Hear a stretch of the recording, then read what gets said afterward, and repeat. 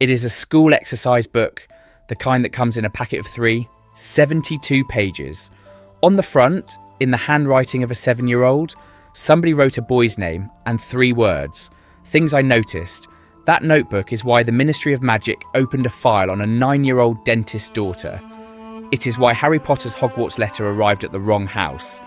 And it is why an innocent man walked out of a courtroom 7 years later without one spell cast. Here is how it starts. If this premise has got you thinking, subscribe, because this channel does nothing but break timelines.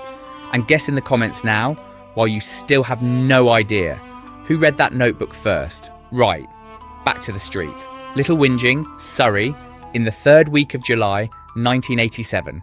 It was the kind of heat that made the tarmac soft at the edges. A removal van sat outside number 7, Privet Drive with its back doors open. 2 men in blue overalls were carrying a piano up the path. They were carrying it like men who had lost an argument about it. In the back seat of the car, behind the van, a girl was counting. House numbers mostly. Both of her books had been read twice already and there was nothing else to do. Odd numbers on this side. 1, 3, 5, 7. Then across the road, even ones. 2, 4, 6. The houses, she noticed, were all the same house over and over, with different curtains. Every front garden had been cut to the same length, as if somebody official came round and checked. And she noticed the boy. He was at number 4, on his knees, in the flower bed, pulling weeds out of soil that had already been weeded. He was small, he was smaller than she was, and she was not big. His shirt had been made for somebody about twice his size, and it kept sliding off one shoulder, and he kept pushing it back with his wrist because his hands were filthy. There was a pair of glasses on his face that had been mended at the bridge with tape, and the tape was grey with being touched. What she really noticed was this. It was 1 o'clock in the afternoon, in July, in full sun, and nobody had given him a hat. Her mother said something about the piano. Her father said something about the neighbours. The girl in the back seat did not answer either of them. She was busy with a problem. There was a woman standing in the window of number 4, watching the boy work. That woman was not going to bring him a hat, and the girl could tell it from all the way across the road. Her name was Hermione Granger. 7 years old, 8 in September, and already the owner of a habit her teachers had written home about twice. When something did not add up, she wrote it down. She got out of the car. Her mother told her to stay on the path. The path held her for nearly 4 minutes. Then she walked across the hot road to number 4, Privet Drive, and said hello to Harry Potter. Neither of them knew what that was going to cost. Number 7, Privet Drive, he did not answer her for a long time. That was the first thing she wrote about him later, and it turned out to be the most useful thing she ever noticed. Harry Potter did not answer questions from adults, and he did not answer questions from children because in his experience, a question was a thing you got in trouble for having an opinion about. So she stood at the low wall of number 4 with her hands behind her back and waited. "We're moving in," she said eventually. "At number 7, there's a piano and it doesn't fit." He glanced up. His eyes were very green behind the taped glasses, and they went straight past her face to the window of the house and then back down to the soil. "You should go home," he said. "I am home. That's my house now," she pointed. "The one with the piano." "No," he said. "You should go home because she's watching." Hermione turned round properly and looked at the window, and the curtain there had already fallen back into place, which was interesting. Adults who were doing nothing wrong did not move that fast. "Why does that matter?" she said. Harry pulled another weed. It was not a weed. Even at 7 she could tell, because her mother grew things in pots, and a seedling has a shape. He was pulling up plants that were meant to be there. He had been told to weed and there were no weeds left. Somewhere along the way, he had worked out a rule. Having nothing in your hands was worse than having the wrong thing. "It matters," he said, "because you'll get me in trouble." He said it the way you would say that it was Tuesday. She went home. It stayed with her while the men argued about the piano. It stayed with her during tea. She thought about it in bed while the light stayed grey and late outside, the way it does in July. And at some point around 9 o'clock, she got out of bed, went to the box of school things that had not been unpacked, and took out an exercise book from a packet of 3. The date went at the top of the first page because that was what you did. Then she wrote what she had seen, the shirt, the glasses, the plants that were not weeds, the curtain, the absence of a hat. At the bottom she wrote a sentence that she would look at again when she was 14, and find almost unbearable. I think somebody should know about this. Her mother found the notebook a week later while stripping the bed. She read it standing up.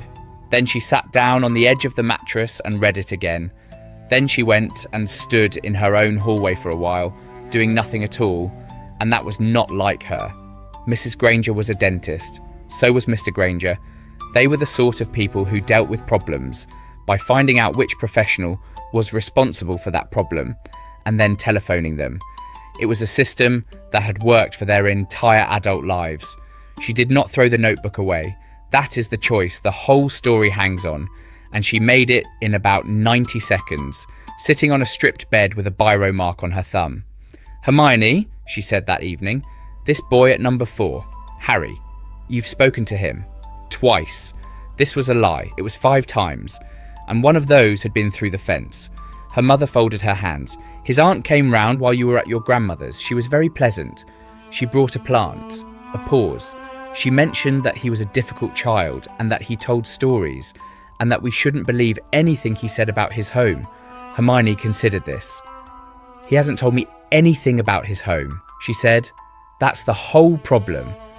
Here is the thing about that summer that I keep coming back to. In the timeline, you know, nobody on Privet Drive ever asks a follow-up question. That is the miracle Petunia Dursley lived inside for 10 years.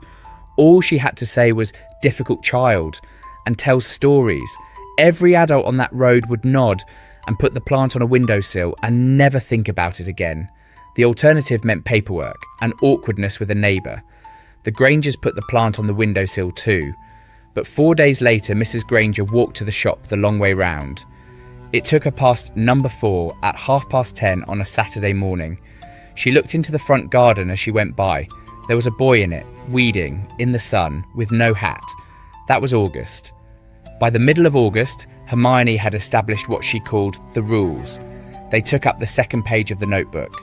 It was the first time in her life she had written down a rule somebody else made, instead of one she had invented. Rule 1. Do not knock on the door of number 4. Rule 2. Do not talk to him where the window can see. Rule 3. If the big boy is there, do not talk to him at all. The big boy was Dudley. Dudley arrived in her life on the 22nd of August at the play park on Magnolia Crescent. The meeting lasted about 40 seconds. It taught her more than a month of watching had. She was on the swings. Harry was sitting on the roundabout, not turning it, because he had learned that a moving roundabout attracted attention. 3 boys came through the gap in the hedge, and the biggest one was so much bigger than the others that she thought at first he was somebody's older brother. "Who's that?" Dudley said. "Nobody," said Harry. And Hermione had never once in her life been told to be quiet by somebody who meant it. "I'm Hermione Granger," she said. "I live at number 7. I'm going to be in your class in September." She watched Harry's face while she said it. That was already a habit. Watching his face instead of the person talking, because his face was where the information was. And what his face did was go completely blank, the way a page goes blank when you shut a book. Dudley looked at Harry, then he looked at her, then he said, in a voice that was clearly borrowed from an adult, "He's not allowed friends." They went. Harry stayed on the roundabout for about a minute after they had gone, and then he got off it and walked home the long way round, and he did not say goodbye. She wrote it all down that night, all of it, including the sentence "he is not allowed friends," which she underlined because a rule that ridiculous had to be somebody's actual rule, and she wanted to remember the exact words. There was ink on the side of her left hand when she finished. There always was, because she was left-handed, and she wrote fast, and she dragged her hand through everything she had just written. Her mother scrubbed it off in the bath that night with a flannel and told her she was making a mess of herself. It was a smudge. That was all it was. In 1987. A smudge on a child's hand. The 1st of September came. On the 2nd of September, Hermione walked into a classroom at the primary school at the end of Magnolia Road. Harry Potter had been put at the table nearest the door, on his own, in a jumper that had been Dudley's. Hermione sat down next to him. The teacher moved her. She moved back at lunch. The teacher moved her again on Wednesday. By Friday, Harry had been kept in twice for things he had not done. Hermione worked the rest out with the cold, clean logic of a very clever child. The punishments were arriving in a pattern. The pattern was her, the school at the end of Magnolia Road. The pattern took her 3 weeks to prove, and she proved it properly, with dates. Every time she sat next to Harry, or waited for him at the gate, or gave him half a sandwich, something happened to him within 2 days. Not always at school, usually at home. And she only knew because of what he was like on the Monday: quieter, slower on the stairs, once with a mark on his forearm shaped like a hand that was much larger than his. The dates went into 2 columns. On the left, the thing she had done. On the right, the thing that had happened afterwards. When you put it like that, in 2 columns, on squared paper, it stopped being a feeling and became a machine with a lever. And she was the lever. The columns went to him at the end of October, behind the bins by the school kitchens. It was the only place in Little Whinging where nobody looked. He read it. He was slow at reading. Not because he was slow, because nobody had ever sat with him while he did it. She made herself wait without helping, and that was one of the hardest things she had ever done. Then he handed the notebook back and said, "Stop." "Stop what?" "Stop writing it down." She stared at him. "It's proof." "It's not proof," Harry said. "It's a list of times I got in trouble. They've got one of those too. Theirs is longer. And here is where it stops being a nice story about a girl who helps a boy. Harry Potter, age 7, understood something that Hermione Granger, aged 8, did not. It took her 6 years to catch him up. Being written about is not the same as being helped. He had spent his entire life being watched. Watched from a window, watched at meals, watched to see whether he would do something wrong. Her notebook felt like love to her. To him, it felt like one more person keeping a record of him.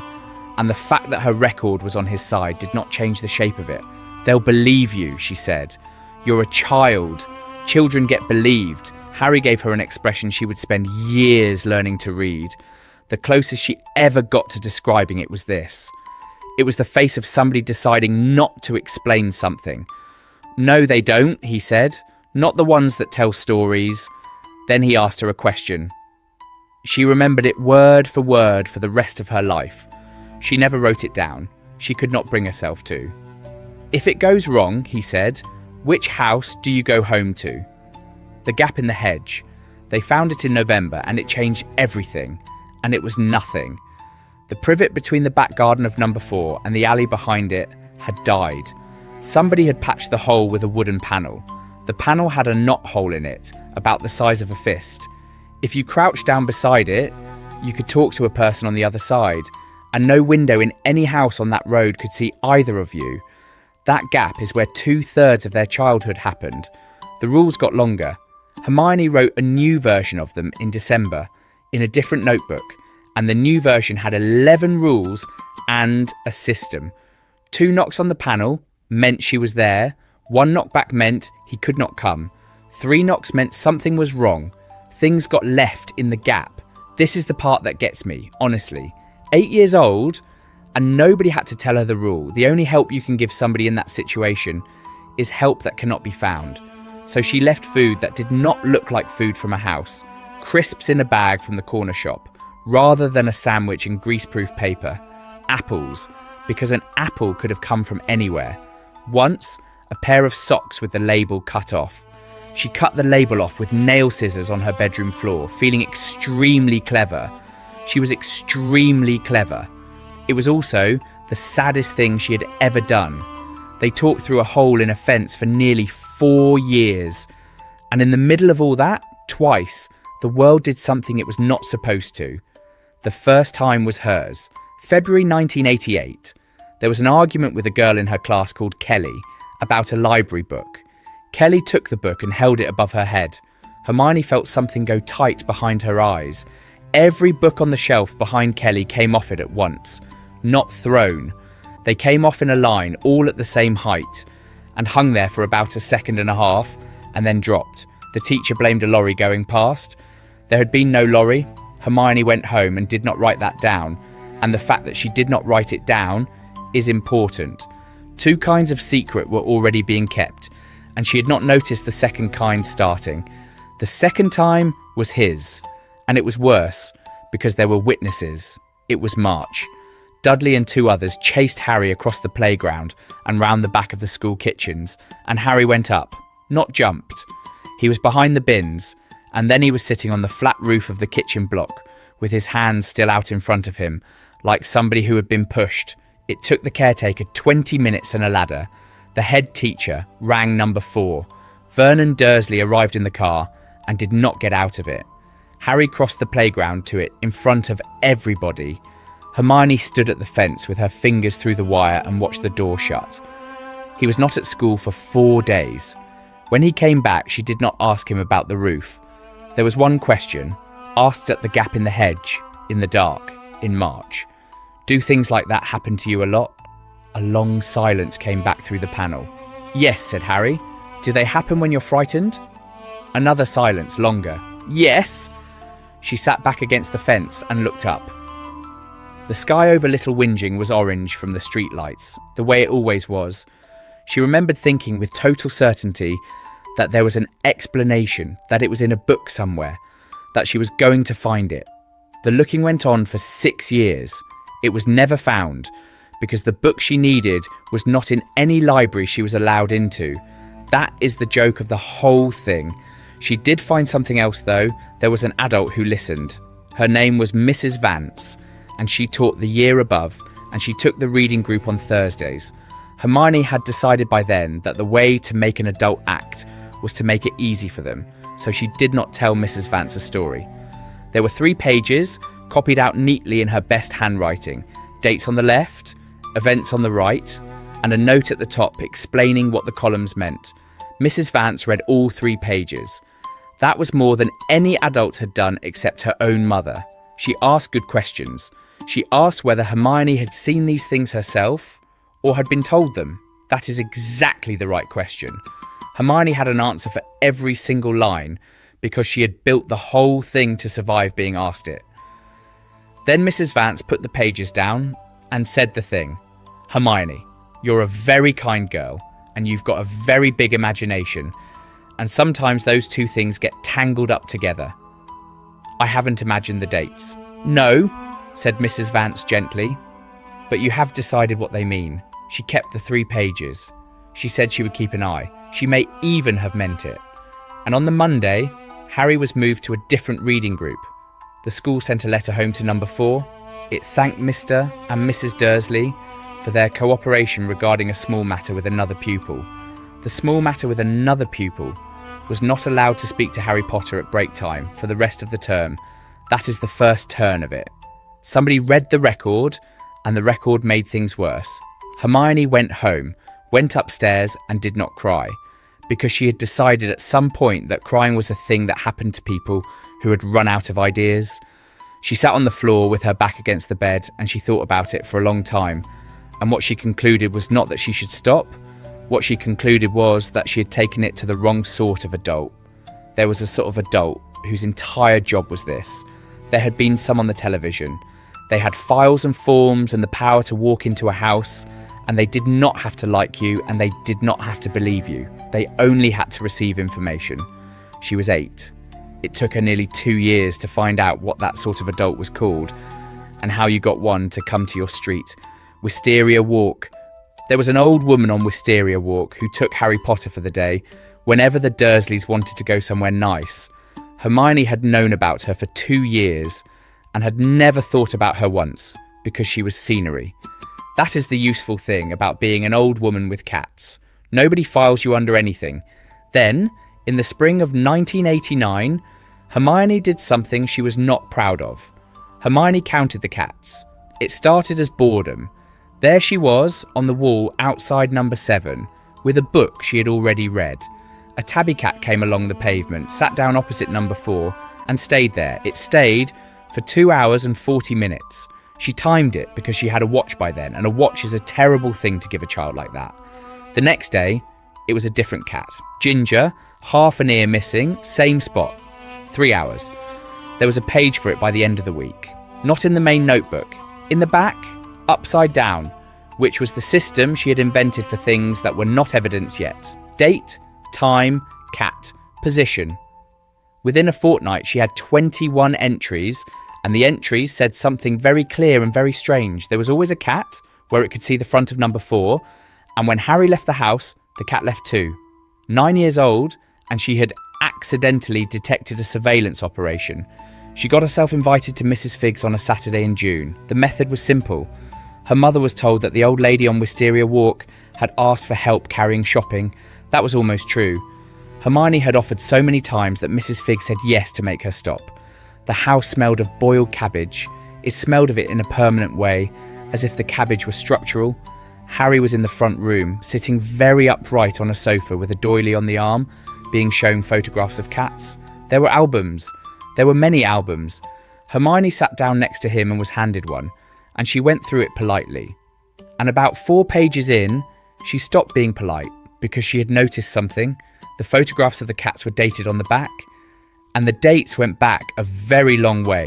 1979, 1980. There was a photograph of a cat sitting on the wall of number 4, Privet Drive. On the back of it, somebody had written a month and a year. The year was 1982. Harry Potter had been 2 years old. She turned the photograph over twice. Then she made her voice as ordinary as she could. "How long have you lived here, Mrs. Figg?" "Oh, a good while, dear. Before the Dursleys." The pause ran about a second and a half. Nothing dramatic happened in it. The old woman went on, pouring tea into a cup with a chip in the rim. "After," she said. "Not long after." Hermione put the photograph down. She kept her hands flat on the album, and she said the next thing very carefully, because she had worked out by 9 that the way to get information from an adult was to say something wrong and let them correct you. "You must have been so worried when he came to live there. A baby, with no parents." Mrs. Figg stopped pouring.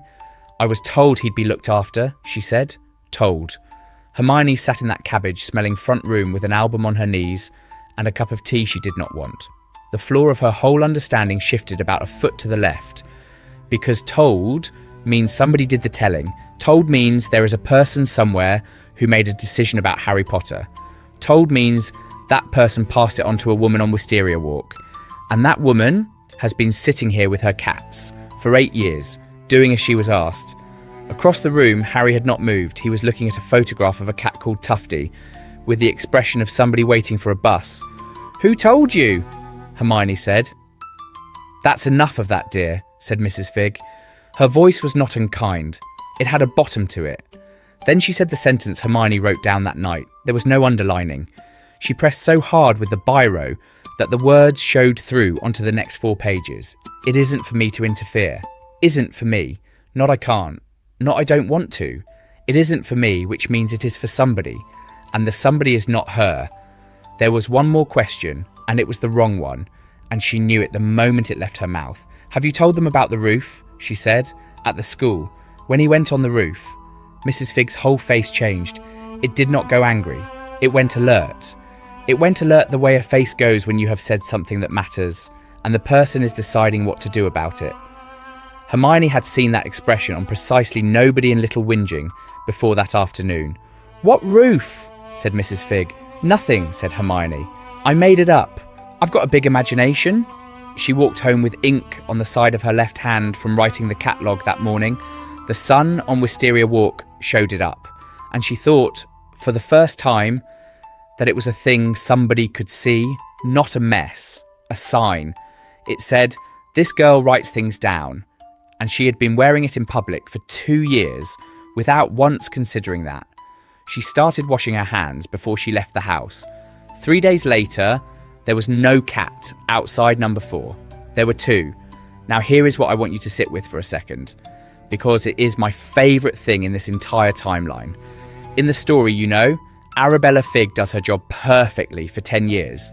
She is a squib, a woman born to a magical family with no magic of her own. Albus Dumbledore put her 4 streets away from Harry Potter to keep watch. It works flawlessly. Nobody in Little Whinging is paying the slightest attention to anything. One clever child moved onto that road. That is the entire difference. And within 2 years, the Watcher had been watched, logged, dated, and cross-referenced by somebody who did not know what magic was. Hermione did not conclude that Mrs. Figg was dangerous. she concluded something much more useful and much more dangerous for everybody involved. She concluded that Harry Potter had somebody responsible for him, not the Dursleys. Somebody else. Somebody who gave instructions to an old woman on Wisteria Walk, and who had decided at some point that a cupboard under a staircase was where the boy should live. And if there was a person like that, then that person could be written to. She spent the summer of 1989 trying to find out who. Nothing about it was casual. Saturdays went on What Happens to Orphans, at the library in the reference section. That is where the words guardian and custody and next of kin came from. When both of a child's parents die, there is a document. Documents are kept. Anybody can ask. In August, she wrote to Surrey County Council. The letter asked for a copy of the guardianship order for a boy at number 4, Privet Drive. She signed it with her full name and her address in her best handwriting, aged 9. They wrote back. It was a very polite letter explaining that they could not release information to members of the public and suggesting that if she had concerns about a child, she should contact the relevant department. At the bottom of the letter, there was a telephone number. She cut that letter out of its envelope and stuck it into the notebook with sellotape. Under it, in her tidy 9-year-old hand, she wrote the sentence that started the worst year of her childhood. They said to ring if I had concerns. The box room at number 7 was not a bedroom. It held a Hoover, a suitcase, a folding bed that had come from Mr. Granger's mother, and a window that looked out over the alley. Harry slept in it for the first time on a Thursday in February 1990 because it was -4 outside and he had been put out of the house. That is not a dramatic sentence, and it should be. He had been put out at 6:30 in the evening for breaking a plate. The instruction was that he could come back in when he had thought about it. Nobody in that house had checked the temperature. Hermione heard 3 knocks on the panel at 7:20. "I'm not coming in," Harry said, from the other side. "I'm just saying I'm here. In case." "In case what?" "In case I'm not. Later." Her father came out in his coat with a torch. That is the sort of thing you find out about people. Mr. Granger was a quiet man who read golf magazines and had never once raised his voice in front of his daughter. And he walked down that alley and stood in front of a 9-year-old boy and said, "Right, inside, I'm not allowed. You're not allowed in that house." Nobody said anything about mine. They fed him. That is the whole event. They gave him beans on toast and a glass of milk. Mrs. Granger put a blanket in the box room and made no fuss about it. Harry ate the beans very fast and then apologised for eating them fast. At 9:30, Mr. Granger stood at the bottom of the stairs with the telephone in his hand. "I'm ringing them," he said. "Don't," said Harry. Everybody stopped. He stood in the kitchen doorway in a jumper of Hermione's that was still too big for him. He was 9 years old. He said it in the tone of somebody giving directions to a hospital. "If you ring them, they'll come and get me, and it will be worse. If you don't ring them, they won't have noticed by morning. They didn't notice last time." A breath. "Please just let me stay till it's light." Mrs. Granger sat down on the second stair. Hermione had never in her life seen her mother sit on the stairs. "Harry," she said. "What do you mean, last time?" "I mean, last time," said Harry. He went up. Hermione sat on the landing outside the box room with her back against the door until she fell asleep there. Her father carried her to bed at some point. She remembers being annoyed about that for weeks. In the morning, Harry was gone before 7, out through the window and along the flat roof of the porch, because he had already worked out the route.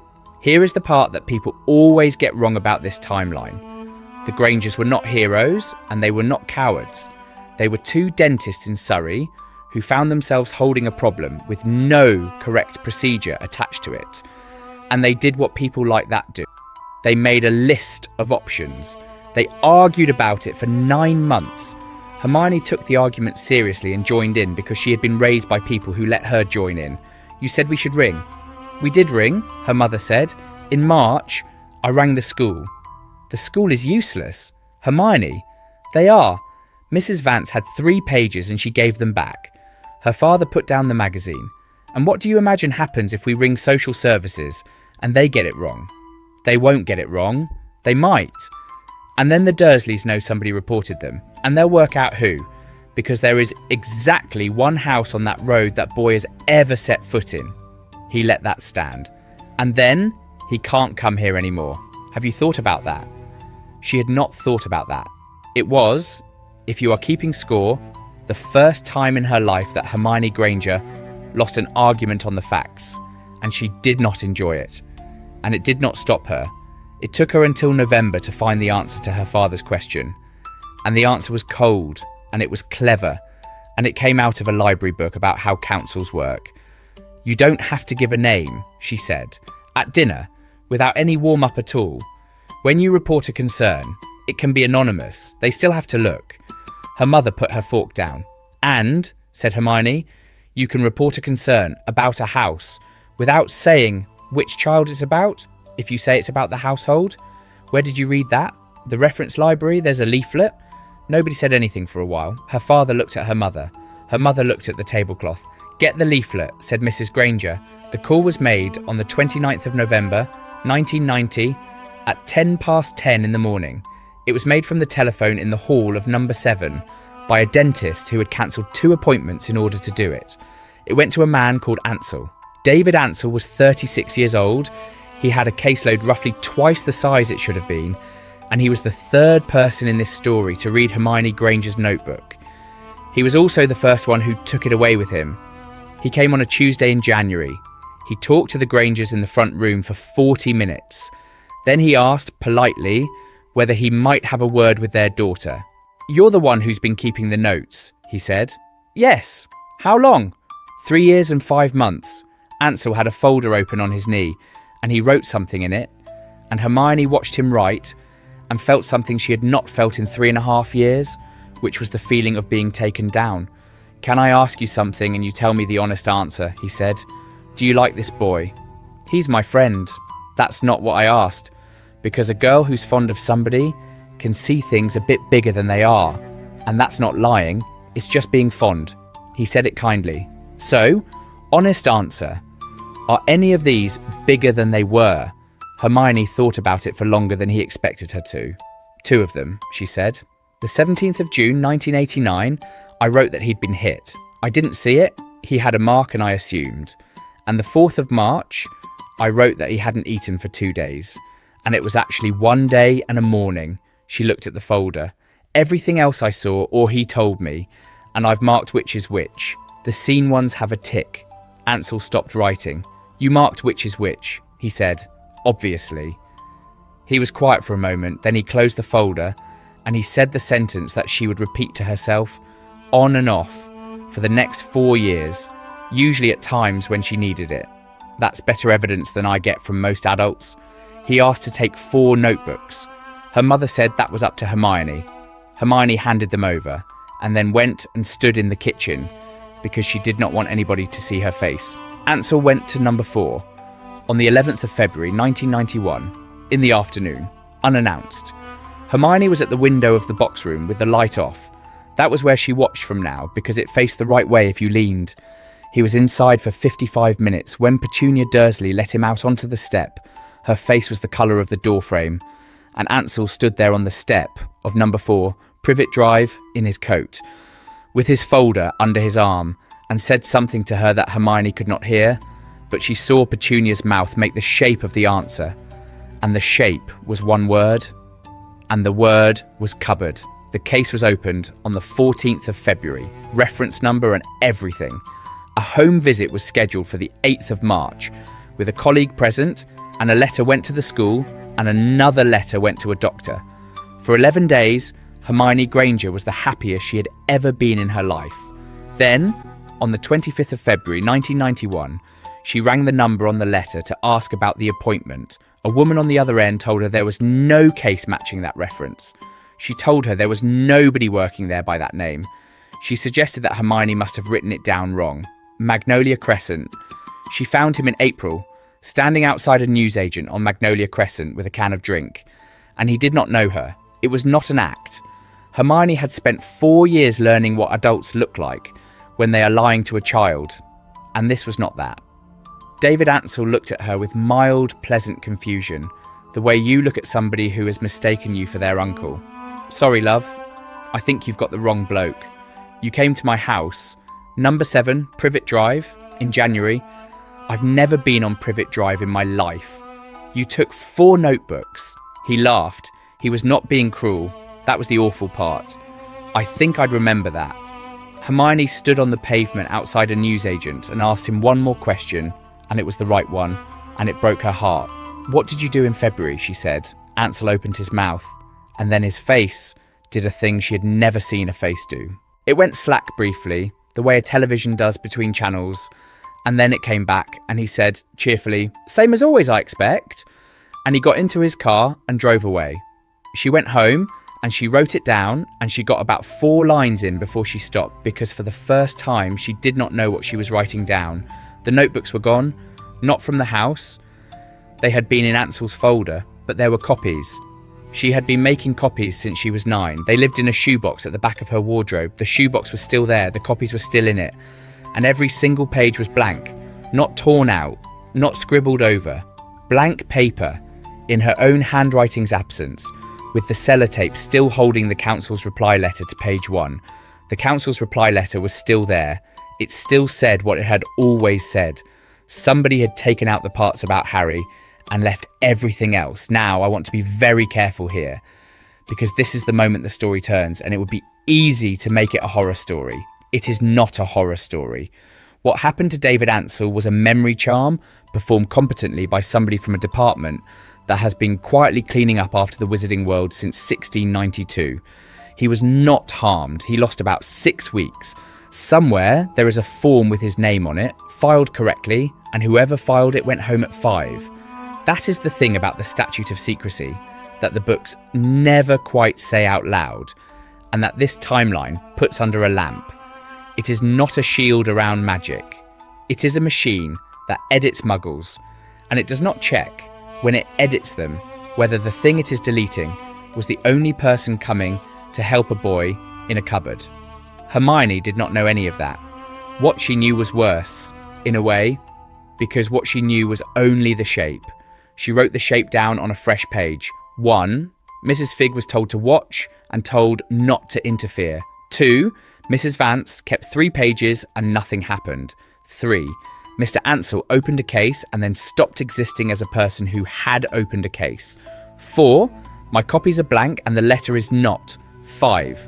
Somebody is doing this on purpose, and they are very good at it, and they are on the other side. She was 11 years old in April 1991. That is what I keep having to remind myself. Everything I've just described was worked out by somebody who had not yet been told that magic exists. Harry took it differently. They sat at the gap in the hedge and she told him, and he was quiet for so long that she thought the knothole had gone empty. "So you can't fix it," he said. "I didn't say that." "You did though, that's what all that means." His voice through the panel was very level. "Somebody's stopping it. Somebody bigger than a social worker. That's what it means. It means I've been going about it wrong. Hermione, there'll be somebody above him. There's always somebody above. Hermione." A pause. "Can I say a thing and you not argue for 1 minute?" She did not answer, which for her was agreement. "You've been trying for 4 years, Harry said, and every single time you get close, something happens to the person who was going to help. Mrs. Vance, that bloke, what happens when you get properly close? That's not 1 minute. You said," she shut her mouth. "I don't want you fixed," he said. "I want you here. That's what I've got. If they take you off me because you got too close, then I've had 4 years of the best thing that's ever happened to me. And then I'll have nothing. And I'll still be in the cupboard. And it'll have been for nothing." A long breath on the other side of the wood. "So, can you please stop?" She said no. She said it kindly. And she said it after a very long time. And she cried while she said it, which she hated. But she said no, and she meant it.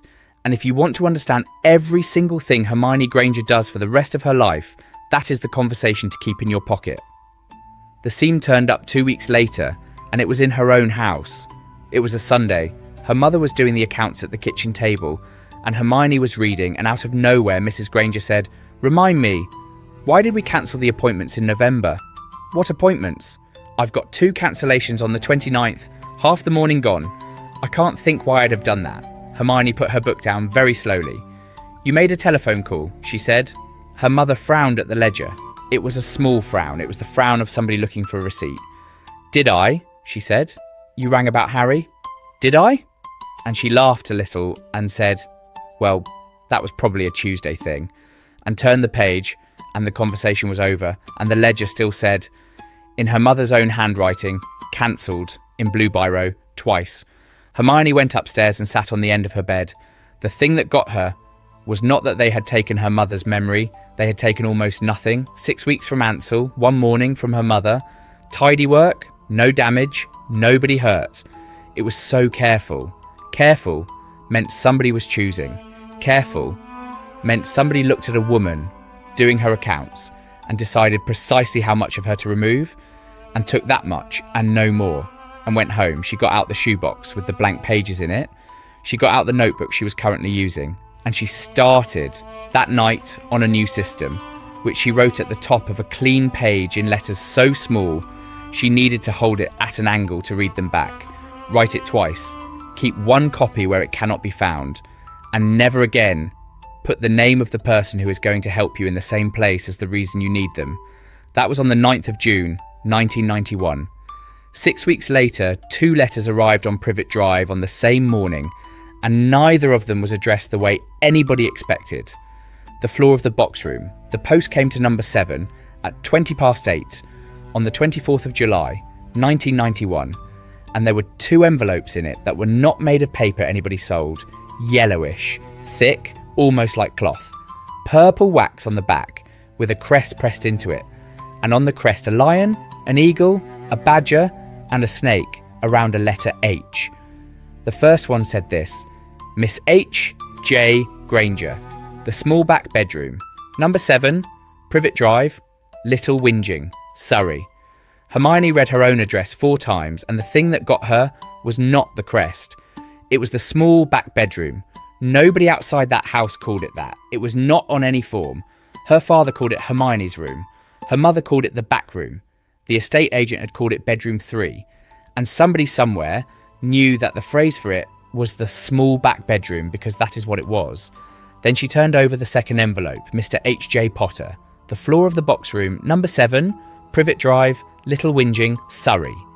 She stood in her own hallway holding it, and she did not understand for about 10 seconds, and then she understood all at once, and she had to put a hand on the wall, because it had not gone to number 4. It had not gone to the cupboard under the stairs. It had gone to where he actually sleeps. That is the detail I think about more than anything else in this entire timeline. And I want to say clearly why, because it is not just sad, it is mechanical. Those letters are addressed by something that knows where a child lays their head. In the story, you know, that machine writes the cupboard under the stairs. It writes it in beautiful green ink. And nobody at that school ever asks the obvious question about it. In this timeline, the machine wrote the floor of the box room, number 7, which means that on the 24th of July, 1991, the address on Harry Potter's Hogwarts letter was, for the first time in his life, the address of somewhere he was safe. Her mother came down the stairs and stopped on the 3rd step. "Hermione, what have you got?" "Post." "That isn't post. It's got my name on it. It's got my room on it." She held it up. "And it's got Harry's name on it. And it says he sleeps on our floor. And nobody has ever written that down anywhere in the world except me." Mr. Granger came out of the kitchen with a piece of toast and never ate it. They opened Hermione's. Of course they did. Inside were 2 pieces of the same yellowish stuff. The first one began, "We are pleased to inform you that you have a place at Hogwarts School of Witchcraft and Wizardry." Mr. Granger read that sentence out loud twice. Then he said a word Hermione had never heard him say. The second page was a list. Robes black, 3 sets, a cauldron, pewter, standard size 2, a wand. Students may bring an owl or a cat or a toad. "It's an advert," said her father. "It's a scam. They want the money for the cauldron." "It knows what we call the box room," said her mother. Hermione did not join in, because Hermione was already 3 moves ahead and going faster. She was thinking about a girl called Kelly and a shelf of library books hanging in the air. She was thinking about a boy on the roof of the school kitchens with his hands still out in front of him. She was thinking about an old woman with cats who had been told, about a social worker who had lost 6 weeks, about a shoebox of blank pages, and a mother who could not remember making a telephone call. She was thinking, with a clarity that made her feel sick, that she had known there was another world for about 3 years. She had simply been calling it something else. She had been calling it the people who are stopping me. "Mum," she said, "it's real. And it's the same thing that took Mr. Ansell." She went out of the back door with Harry's letter inside her jumper, and she went down the alley, and she knocked twice on the panel, and then she knocked twice again. And then she got up and did the thing she had not done in 4 years. She walked round to the front of number 4 and rang the bell. Petunia Dursley opened the door. She was holding a tea towel. She looked at Hermione the way you look at a wasp indoors. "You," she said, "I've got a letter for Harry. He doesn't get letters. He does today." Hermione took it out of her jumper and held it up so that the address faced the woman in the doorway. "Read where it's addressed to." And Petunia read it. Watch what her face does here, because this is the best scene of Petunia Dursley's life, and she has no idea she is in it. There is no screaming. She does not snatch at it either. She reads the words, "the floor of the box room, number 7, Privet Drive," and goes white and puts a hand on the frame of her own front door. She is not frightened of the school. She has known this letter was coming for 10 years. She has been waiting for it since the morning she found a baby on her doorstep with a note.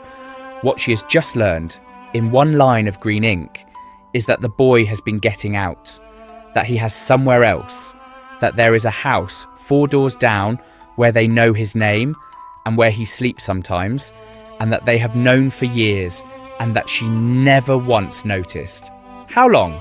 said Petunia. "February last year." "How many times?" "I'm not telling you that." Petunia Dursley stood in her doorway with a tea towel in her hand. "He'll have been telling you things," she said, "about us." "He never tells me anything," said Hermione. And it was true. And it was the cruelest thing she ever said to anybody, because Petunia flinched. Then a voice behind her said, "It's fine. Aunt Petunia, it's fine. I'll come in." Harry was on the path. He had come round the side. He was looking at the envelope in Hermione's hand. And his face was doing something she had not seen it do before. And later, much later, she worked out what it was. Nobody had ever sent him anything. "Is that mine?" he said. "It's yours. It's got my name on it. It's got your name on it twice, Harry. Look at the second line." He read the second line, and he stood in the front garden of number 4, Privet Drive, with his aunt in the doorway, and the whole street quiet in the July heat, and he laughed. One sound. Not a happy one exactly. It was the noise a person makes when the thing they have been told is impossible turns out to have been written down by somebody official. "They know," he said. "Somebody knows," said Hermione. Vernon Dursley burned it that evening. Hermione heard about that at 9:30 through the panel.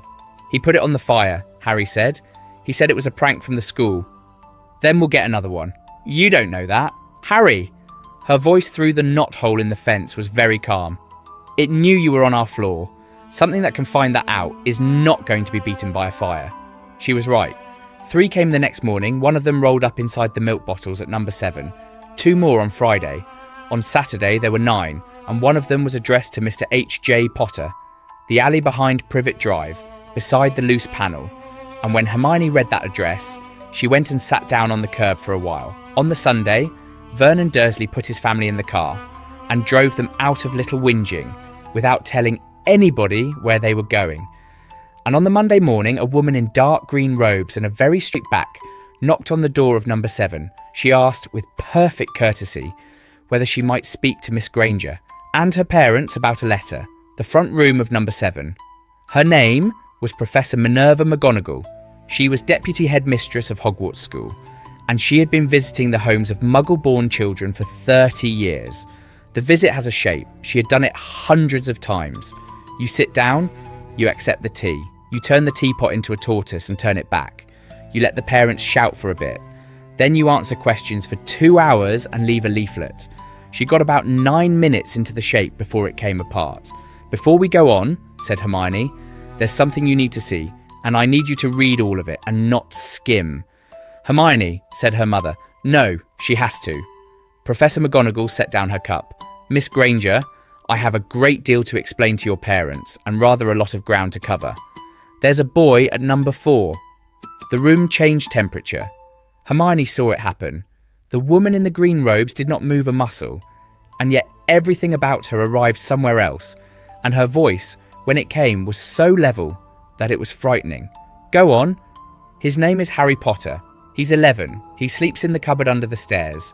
Or he did until last week. And he's been coming to our house for a year and a half, and I've been keeping a record since I was 7. Hermione put the pile on the coffee table. That's 4 notebooks. There were 8. A social worker took 4 of them in January, and then somebody made him forget he'd ever been here, and my copies went blank, and my mother lost the morning she rang them. So before you turn anything into a tortoise, I want to know if that was you. Nobody said anything at all. Professor McGonagall picked up the first notebook. She opened it in the middle, which is what an experienced person does, because the middle of a document is where the lies get careless. She read for 11 minutes without once looking up. Mr. Granger tried to speak twice. His wife stopped him both times. At the end of the 11 minutes, Professor McGonagall closed the notebook and set it down and folded her hands in her lap, and Hermione noticed that the hands were not entirely steady. You have marked which entries you witnessed, she said, with a tick. The ones he told me have a circle. The ones I worked out have nothing, because they're not evidence. They're just me. And the dates on the left are the dates it happened. The ones on the right are the dates I wrote it.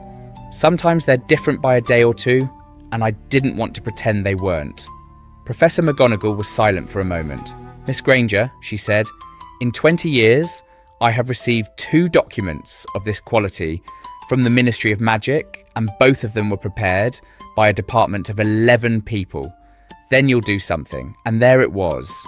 The whole thing, the whole 4 years, standing in a front room in Surrey between a girl and a school teacher. And notice what Hermione does not ask. She does not ask whether the woman believes it. She has skipped that. She has been told no by a teacher and by a council and by a woman with cats. And she has learned that belief is cheap and action is not. Professor McGonagall said, I am going to tell you the truth because I think you would notice anything else. All right, I believe every word in these books, and I cannot move him. The clock in the hall of number 7 did 4 ticks. You're a witch, said Hermione. Yes, you can turn a teapot into a tortoise. I can. Then why? Because Harry Potter's placement in that house was not made by the school, and it is not the school's to unmake.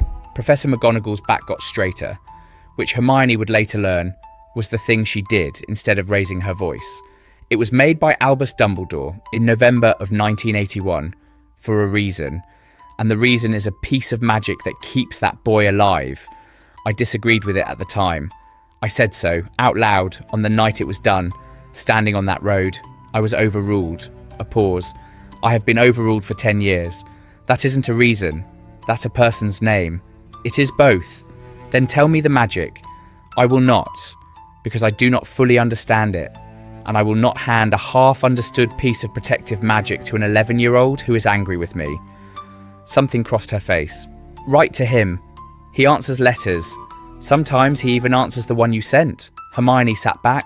Was it you? She said. Mr. Ansell? No. Was it your side?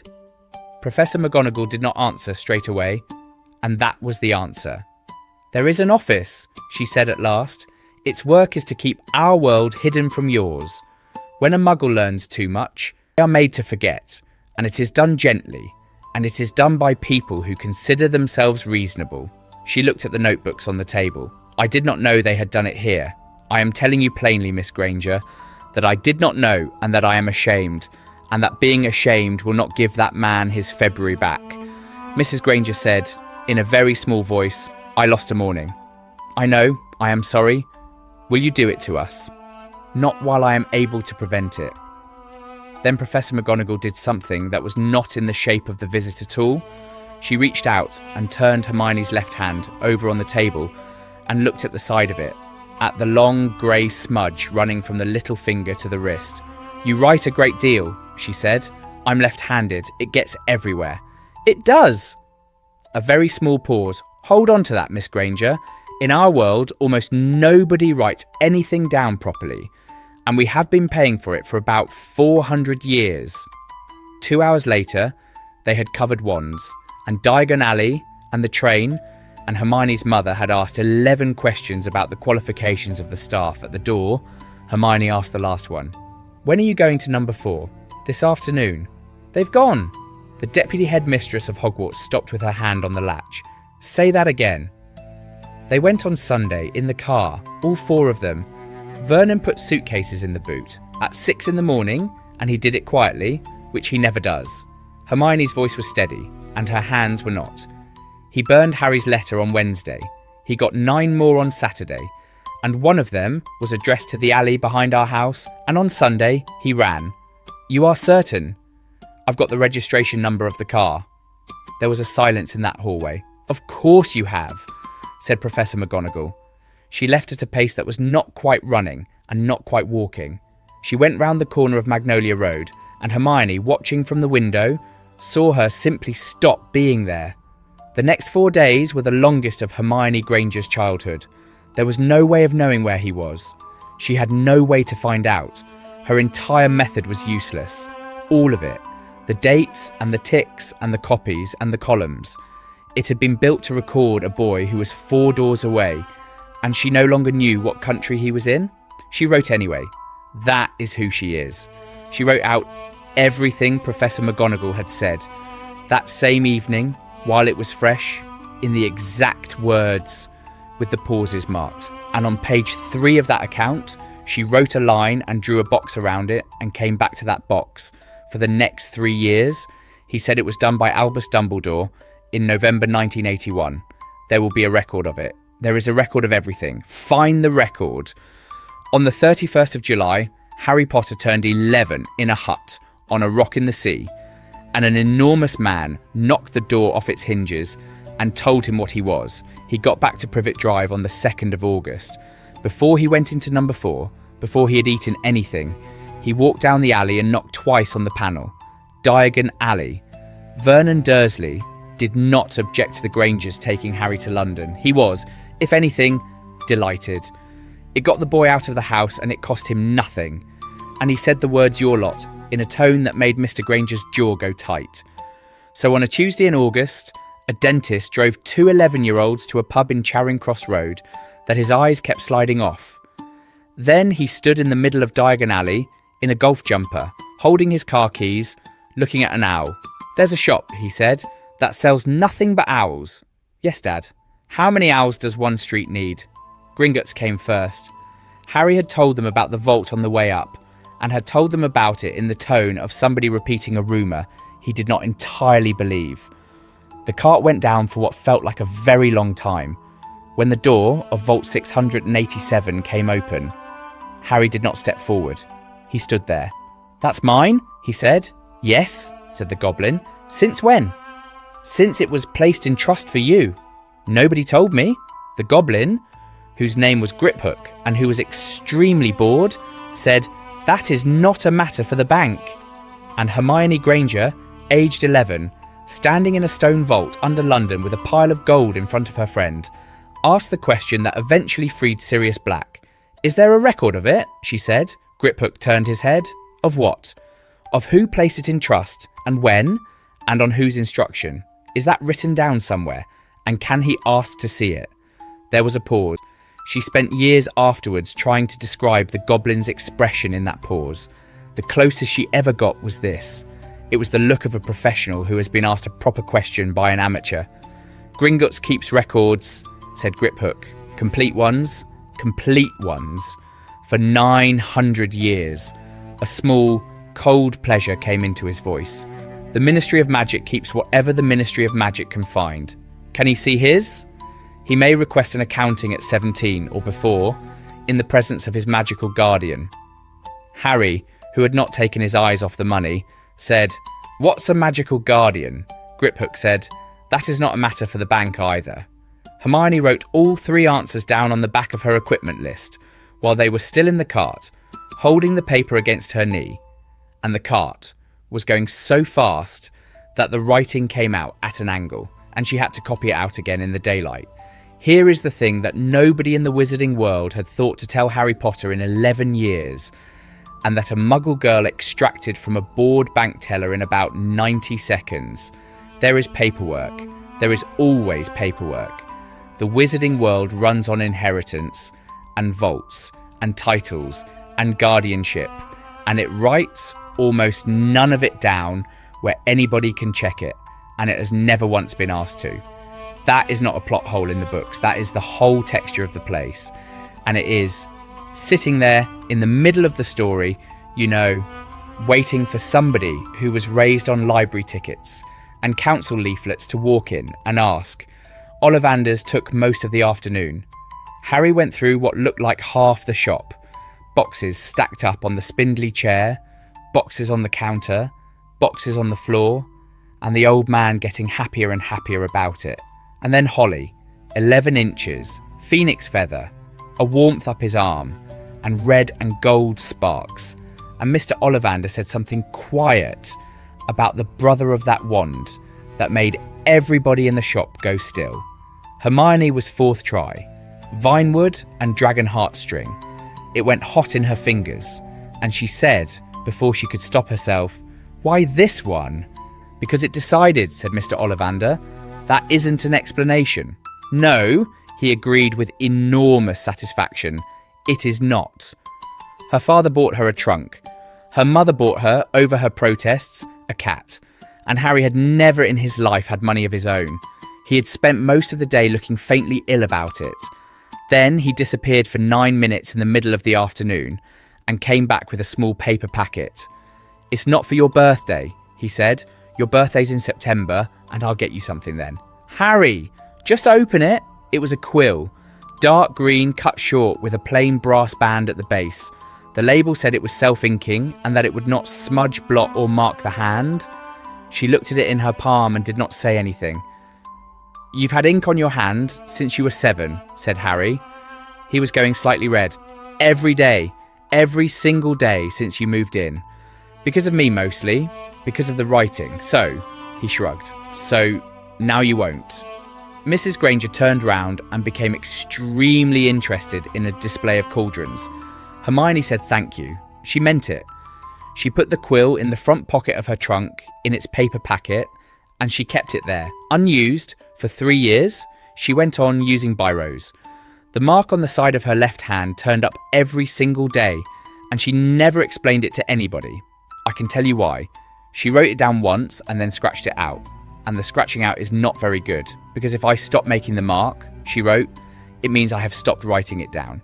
They ate at a place on the corner where the tables were outside. Harry had 2 of everything and then looked guilty about it. Mr. Granger got into a long conversation with a wizard at the next table about brooms and came away convinced he had been swindled. In Flourish and Blots, her parents got into an argument with a shop assistant. It was about whether an 11-year-old needed a book called Curses and Counter-Curses. Hermione did what she had done in every library since she was 8. She went and found the section she actually wanted. It took her a while. Divination was 4 shelves. Potions was 6. Quidditch, 3, plus a display. Wizarding lore was 11 books, and 2 of them were about goblins, and one of them was from 1912. She stood there for a long moment with her head on one side. Then she bought all 11 with her own birthday money and carried them to the counter, and the assistant said, "Somebody's getting a wizarding lawyer for a daughter," in a joking sort of way. "No," said Hermione, "I just want to know where they keep things." On the 1st of September, at 11 in the morning, Harry Potter and Hermione Granger walked through a solid brick barrier at King's Cross Station. And it worked, and they both did it, holding onto the same trolley, because neither of them would admit to being frightened. Compartment 5. A boy was already in it, with a smudge on his nose and a rat asleep on his knee. "Anyone sitting there?" said Harry. "No, go on." His name was Ronald Weasley. He was the 6th of 7. And within 10 minutes, he had explained the entire wizarding world to 2 people who had been in it for 5 weeks, mostly by accident, mostly through complaining. Hermione had a list of questions. She had written the list in July and revised it twice, and she got through 4 of them before Ron said, "Do you always do that?" "Do what?" "Ask them in an order." "Yes, fair enough," said Ron, and went back to his sandwich, which was corned beef and which he did not like. Here is what I love about this compartment, and it is why I put a whole chapter on it. In the story, you know, Ron and Hermione start badly. They start badly because Canon Hermione arrives at Hogwarts with no friends, wearing a very loud suit of armour made out of being right. Ron takes it personally. It takes a mountain troll to fix. This Hermione is not wearing that armour. She has had a best friend for 4 years. Those 4 years taught her to shut up, wait, watch her face, and get information out of people who did not want to give it. She's still bossy. She's still correcting him about pronunciation before Scotland. But she's not lonely, and lonely was the part that made it sting. So they got on. Not immediately, and not smoothly, and there was a serious row about the rat before Nottingham. "He's 12, said Ron. "Rats live 2 or 3 years. Well, Scabbers is 12. He was Percy's before me." "That's not possible." "Tell him that." She wrote it down. Of course she wrote it down. There is a line in a notebook, dated the 1st of September, 1991. It says, in a slightly cramped hand, "Weasley family rat, said to be 12 years old, missing a toe, on front foot." If anybody had read that line out loud in a ministry corridor in the following 2 years, the whole war would have gone differently. Nobody read it. That is the sort of thing this story is about. The part that mattered happened after the trolley. Harry had gone out to the corridor. Ron watched him go and then said, without any lead up at all, "What's the deal with his family then?" Hermione's head came up. "Why?" "Because he's got one jumper and it's yours. And he ate 4 cauldron cakes in about a minute. And he keeps saying sorry when he takes stuff." Ron shrugged. "And he asked me if my mum minded me writing home. Not whether she wrote back, whether she minded." Hermione stared at him. "How long did that take you?" she said. "What?" "To work out." "How long?" "I don't know. Since reading." She sat back against the seat with a feeling she could not name for about a week. And when she finally named it, it was not jealousy. And it was much worse than jealousy. It took her 4 years, 200 pages, a social worker, and a deputy headmistress. It took Ron Weasley about 40 minutes and a packet of cakes. "There's a notebook," she said. "I've been keeping a record since we were 7. Ron thought about that. "Right," he said. "What for?" "So somebody would believe me." "Yeah, but..." And he scratched his ear. "You didn't need anyone to believe you. You needed someone to go round there." Nobody had ever put it to her that plainly. Professor McGonagall had said it with more syllables. Harry had said it with anger. Ron Weasley said it while trying to get a chocolate frog out from under the seat. And it went into her like a splinter, and it stayed there for 2 years.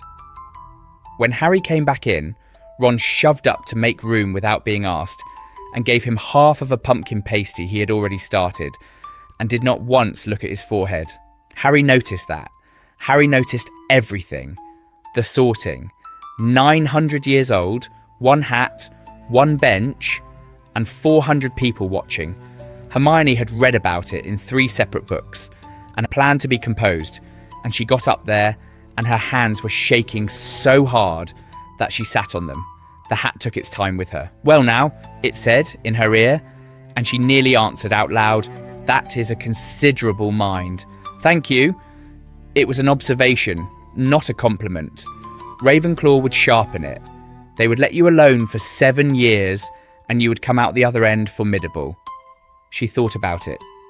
She was, and I want to stress this, actually tempted for about 2 seconds. But you would be alone," said the hat. "And you have had 4 years of practice at not being, and you did not enjoy the version before. That isn't a reason to put me anywhere. No, this is." A pause and a sort of rustle. "You have spent 4 years writing down a thing nobody would look at, and going back the next day and writing it down again. Ravenclaw wants to know. You want to be believed, and when you are not believed, you go back. Child, do you understand what you have been doing? Being ignored, mostly. Being brave," said the hat. And then it shouted the name of a house across 400 people, and she did not hear the rest of the sentence, because the table on the left had already started banging. Harry went about a minute later. The hall went quiet in the way it does when 400 people simultaneously decide not to look like they are looking. The hat spent longer on him than it had on her. What it said to him, he did not repeat for 3 years, and when he did, it was at 2 a.m. in a common room. And it was this. It said I'd do well in Slytherin. It went on about it a bit. Then it said something about how I'd already learned to hide what I am from people who'd punish me for it, and how that's practically the founder's own portrait. He turned the mug in his hand, and I said not Slytherin. And it said, "Are you certain? Because in Slytherin, they would teach you what to do with what you know, and in Gryffindor, they will simply expect you to run at things." What did you say? I said my friend's already in Gryffindor, and she's been running at things for 4 years on her own, and I'm sick of watching. Ron, who was in the chair opposite and had been pretending to be asleep, said, "That's the soppiest thing I've ever heard," and threw a cushion at him. The first month was the strangest of Hermione's life, and not for the reason you would expect. It was not the staircases, or the ghosts, or the fact that the ceiling was weather. It was this. For 4 years, she had been the only person alive who knew what was happening to Harry Potter. Now she was in a castle full of people who all knew who he was. Not one of them knew anything at all. They knew a story about a baby. Girls in her dormitory told her the story breathlessly, with the details wrong. And Harry sat at breakfast under it, eating more than anybody else at the table, with his sleeves down over his wrists in September. She started a new notebook on the 14th of September 1991, different from all the others. This one was not a record of what was being done to him. It was a list of every adult in that castle who had the authority to do something about it, with a column for what she had told them, and a column for what happened next. By Christmas, the second column was empty, 11 times over. The Owlery. She sent 31 letters in her first year, and the Owlery was where she learned what her second column was going to look like for a very long time. It is a cold round tower with straw on the floor and about 300 owls in it, and it smells exactly as you would expect. Hermione went up there on Saturday mornings with a list. The first 11 went to members of staff, which is not efficient because they were downstairs. She did it anyway, in writing, with a copy kept, because by then she had a rule about that. Professor Flitwick replied with enormous kindness and said it was not his house and therefore not his place. Professor Sprout replied and said she had spoken to Professor McGonagall. Madame Pomfrey did not reply. What she did that October was weigh Harry Potter without being asked and write something in a ledger and say nothing to anybody. That ledger comes back later, so keep it. Professor Snape did not reply either. What Professor Snape did was much more interesting. He kept her behind after potions on a Thursday in November, not for a mistake. Her potion had been correct and he had said so, in the tone of a man reporting a death. "Miss Granger, you have written to me." "Yes, sir, twice." "3 times, sir. The third one was last Tuesday." He came round the desk. Severus Snape did not loom. He simply stood somewhere and made the room smaller. "You will explain to me," he said, "why a first-year student is writing to the head of an opposing house regarding the domestic arrangements of a boy in her own. Because you're the only teacher who doesn't like him." The dungeon went quiet. "Go on," said Snape very quietly. "Everybody else likes him, sir. So when I tell them, they say poor Harry, and they feel sad, and then they don't do anything. Because feeling sad about it is the whole of what they wanted to do." Her hands were behind her back, and she was holding one wrist with the other, hard. "You don't like him. So if you did something, it wouldn't be because you were being kind. It'd be because it was true. And people believe you when you say things are true, sir. I've watched them." Snape looked at her for what felt like a full minute. "That," he said at last, "is either the most calculating thing I've ever heard from an 11-year-old or the most naive." "Which one?" "Sir, I have not decided." He went back round the desk. He picked up a quill. He did not look at her again. "Your third letter contained a date in August of 1989, he said. "You wrote that the boy was kept in a cupboard for 3 days. Did you see the door?" "Yes, sir." "Did you see it locked?" "There's a bolt on the outside. I've drawn it. It's in the second notebook. Page 40. "Get out," said Snape. She got out. She was halfway up the corridor when it occurred to her that he had known which letter and which paragraph and which date. Without looking anything up, nothing happened. That is what I have to tell you. And it is the truest thing in this whole timeline. Nothing happened that year from any of it. Snape did not go to Privet Drive, nobody did. But there is a thing worth knowing about Severus Snape. He had loved a Muggle-born girl from a difficult house. He had watched her sister marry a man very like Vernon Dursley, and he had decided a long time ago that none of it was any of his business. And an 11-year-old had just stood in his classroom and told him, without knowing a single thing about him, that being unkind was the only qualification that mattered. He did not go to Privet Drive. He did, in February, put a note in a file at the Ministry of Magic. It was in his own handwriting, about a boy and a bolt on a cupboard door. He did not sign it. It sat there for 3 years doing nothing. It comes back. I promise you it comes back. The 12th letter went outside the castle. It went to the improper use of magic office, because that was the only ministry address she could find. She wrote it exactly the way she had written to Surrey County Council 2 years earlier. Politely, with a reference to the relevant regulation, and with a request that the matter be passed on if this was the wrong department. The reply came in 9 days. It is worth reading in full, because it is only 4 lines. Dear Miss Granger, thank you for your correspondence. The improper use of magic office deals with breaches of the decree for the reasonable restriction of underage sorcery. Your inquiry does not fall within our remit. We are unable to advise you as to where it does fall. Yours, Mafalda Hopkirk. Hermione read it 4 times. Then she went up to the owlery and sat down in the straw with her back against the wall and stayed there until it got dark. Ron found her because Ron was the sort of person who noticed somebody was missing at dinner. You've been up here 2 hours. They don't know where it goes. What? The letter. Nobody knows which department a boy in a cupboard belongs to. She held it up. Look at the 3rd line. We are unable to advise you as to where it does fall. That isn't a refusal, Ron. It's a hole.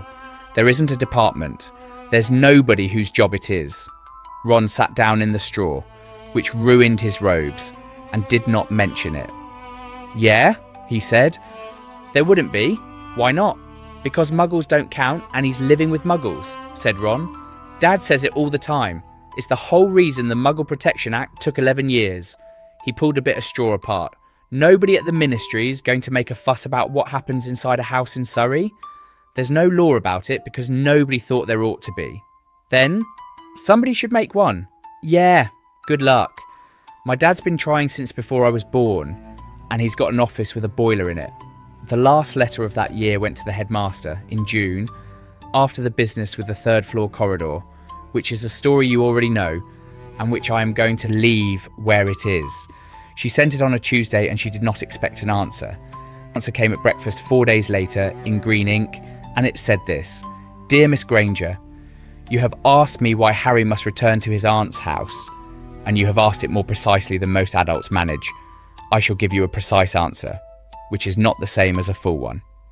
When his mother died to save him, she left something in his blood. It is old magic, and I did not invent it, and I cannot improve it. It holds while he can call his mother's family home, and it holds until he is 17. While it holds, there is one place on this earth where the man who killed his parents cannot touch him.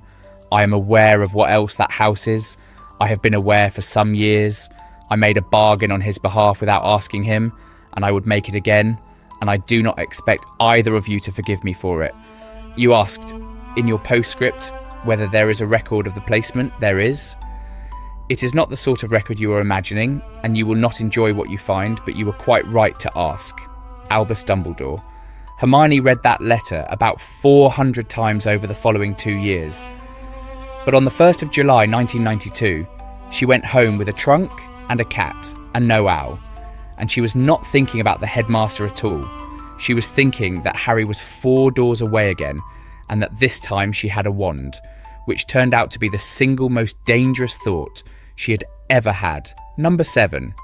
Privet Drive again.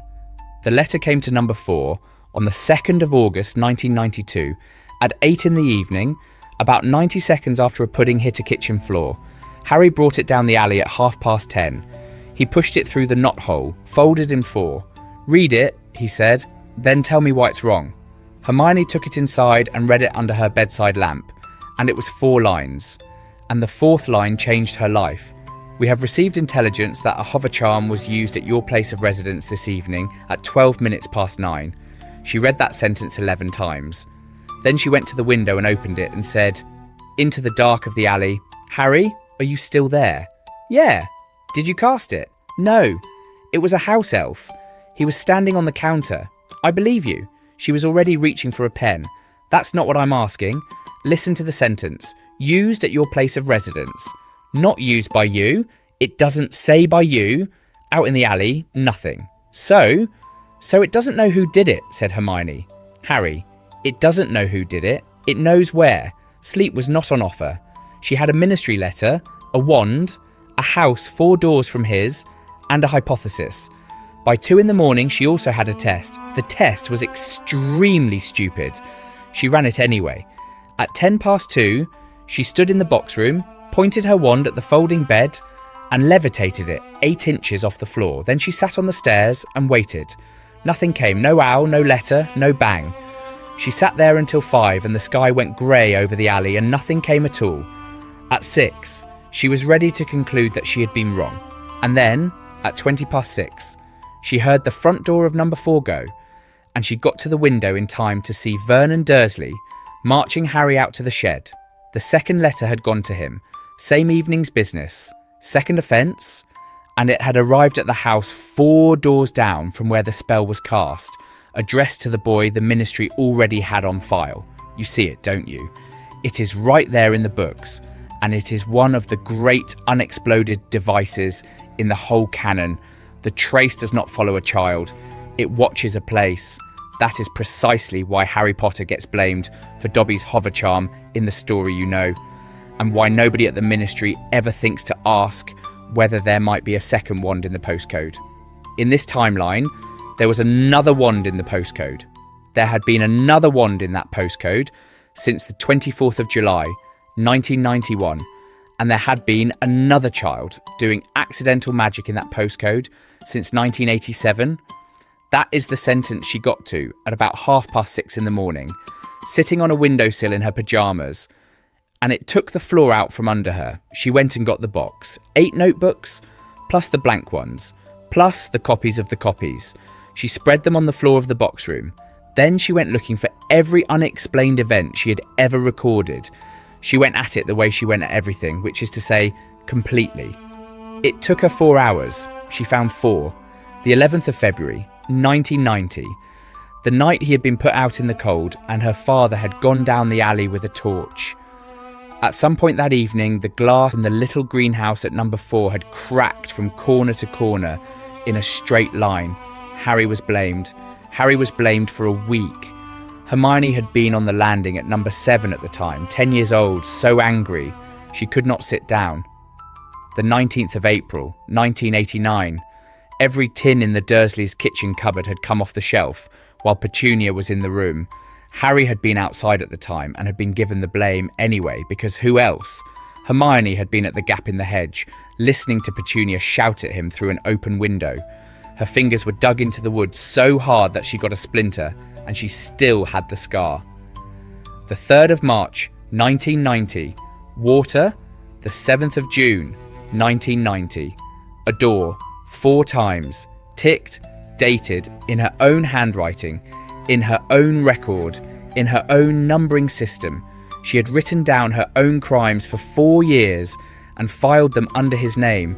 There is no scene here. Nobody was told. She sat on the floor of the box room with 8 notebooks around her and did not cry. After a long time she got up. She put them back in the box and closed the lid. Then she went down to breakfast and asked her mother to pass the toast. The Weasleys came for them on the 8th of August. Not in a flying car. In this timeline, Ron simply wrote to his mother, in his usual way, and mentioned that his friend's uncle had put bars on the window. Molly Weasley arrived by Floo powder in the Granger's front room. She then had a conversation with Vernon Dursley on his own doorstep, that little whinging, talked about for a year. The The Burrow was the best 3 weeks of Harry Potter's life so far, and I am not going to spoil it by making it a plot point. But on the 4th morning over breakfast with a chicken in the kitchen, Hermione asked Arthur Weasley about the trace.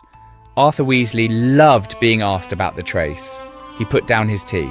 Now. It's a clever bit of work, actually. 1636, the original charm, and they've patched it about 11 times since. It doesn't track the child, you see. That's the common misunderstanding. It tracks the magic, and then it looks up the address. The address. That's right. Registered residence of any underage witch or wizard. Magic goes off in the vicinity, the office gets a ping, and they check the register for who lives there. He beamed at her. Terribly efficient. In a house with 1 child in it. And in a street with 2. Arthur paused with his tea halfway up. Well, he said, that would be a mess, wouldn't it? Yes, said Hermione. It would. Mrs. Weasley asked her, later that day, whether she was quite well because she had gone very pale in the garden. Here is the part I want to be honest about, because it would be easy to write this as the moment the notebooks stop. They did not stop. She was 13. She had been keeping that record since she was 7, and it was not a habit by then. It was a load-bearing wall. What changed was the front page. She started a new volume that August, and on the inside cover she wrote a heading, and under the heading she copied out 4 dates, and the heading said this: things I did that he was punished for. She showed it to him in the orchard at the Burrow, in the dark, sitting on the grass with the noise of a house full of Weasleys behind them. Harry read it. He read it twice, which he did now because she had taught him to. The greenhouse, he said. That was me. You were 10. I know how old I was. He handed the book back. And then Harry Potter said the thing that she had spent 5 years failing to understand. And he said it without any triumph in it at all, which is why it landed. Now you know what it's like, he said. Having somebody write down what you did. She started to answer and stopped. I'm not being clever, said Harry. I'm saying it's horrible. It's horrible, and you've done it to yourself on purpose. On the front page, where you'll see it every time. Why? Because it's true. Loads of things are true. You don't put them on the front. They sat in the orchard for a while. I'm not going to stop, she said eventually. I know. I mean it, Harry. I know you're not. He pulled up a bit of grass. I stopped asking you to about a year ago. You didn't notice. She had not noticed. That was the summer of 1992. What happened next at Hogwarts is a story you already know. The writing on the wall, the girl in the bathroom, the diary that wrote back. This timeline does not change the shape of it much. So I'm going to do something unusual and skip a year. Because the thing this timeline has been building for 5 years does not go off in the Chamber of Secrets. It goes off in a filthy room at the top of a house in Hogsmeade in June of 1994. A man who has been in Azkaban for 12 years says one sentence out loud, and a 14-year-old girl with ink on the side of her left hand hears it and asks the wrong question back. The Shrieking Shack. There is a version of this night you know by heart, so I'm going to give you the 2 minutes where it goes somewhere else. Everything up to that point is the same. The dog on the grounds, Ron's leg, the tunnel under the Whomping Willow, the dust, the boarded windows, the 4-poster bed with the hangings in shreds, Professor Lupin coming through the door and doing the thing with the wands that nobody expects, and Sirius Black on the floor, gaunt beyond describing, with his back against the bed, saying that he did not do it, that he was never the secret keeper, that Peter Pettigrew is alive and has been sleeping in a boys' dormitory for 12 years. In the story, you know, the room argues. Harry does not believe it. Ron does not believe it. Hermione does not believe it either at first. And then the map comes out, and the rat comes out, and there is a lot of shouting. In this timeline, the argument lasts about 9 seconds, because Hermione Granger interrupts it. Stop, she said. Everybody stopped. It is remarkable how well that works, when you have been practicing since you were 7. Mr. Black, I'm going to ask you 4 questions, and I need 1-word answers. And I need you not to explain, because if you explain, I'll believe you for the wrong reasons. Sirius Black stared at her out of a face like a skull. All right, he said. Did you have a trial? The room went completely silent. No, said Sirius. Did you have a hearing of any kind? Anything with a date on it? In a room? With somebody writing? No. Were you charged? He opened his mouth. He shut it. His hands, which had been shaking since he came into the room, went still. I don't know, he said. I don't know. Crouch pointed at me in a corridor. Then there were Dementors. Last one. Did anybody take a statement from you? Ever? In 12 years? No, said Sirius Black. Hermione Granger turned round to Professor Lupin, who was the only adult in the room with a functioning wand, and, at that moment, the only one she thought might follow. Then it doesn't matter whether he did it, she said. Hermione, said Harry.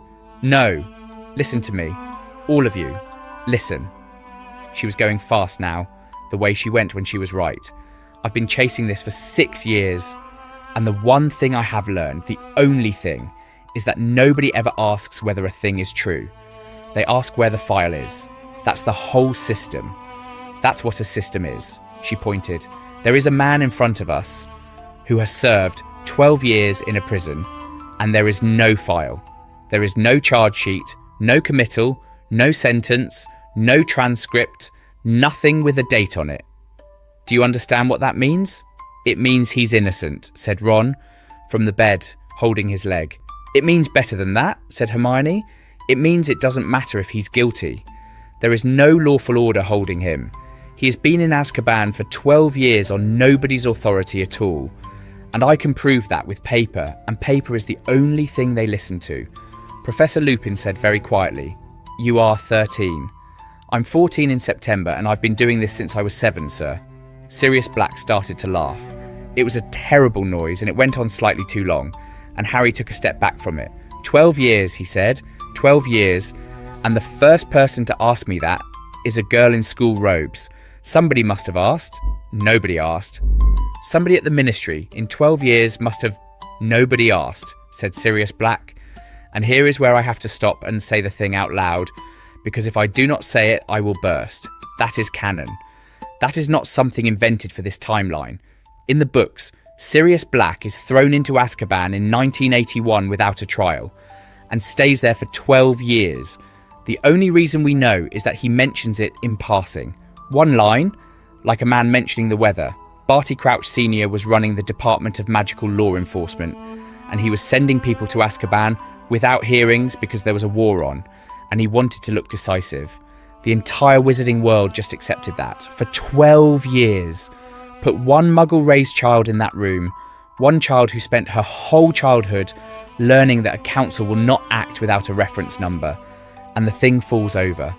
Not because she is cleverer than everybody, because she is the only person in the building who has ever had to fill in a form. The rat came out, the man came out of the rat. All of that happened the way it happens. What did not happen was the escape onto the grounds, and the Dementors, and Peter Pettigrew, getting away in the confusion at the exact moment the moon came out, because Hermione had been carrying a time turner around her neck since September, and had spent the entire term being extremely careful with it. She looked at the boarded window, and at the sky behind the boards, and did arithmetic. Professor Lupin, she said, what phase is the moon tonight? Remus Lupin went the colour of the dust. Full, he said. When does it rise? 11 minutes ago. Nobody moved. Then everybody who can walk needs to be out of this room in 90 seconds, said Hermione, and somebody needs to hold on to that rat. And it cannot be a person, because in about a minute, there is going to be a wolf in here, and the rat is going to run. Give him to me, said Sirius. She looked at him. 12 years in Azkaban. 40 seconds of acquaintance. You'll kill him, she said. Yes.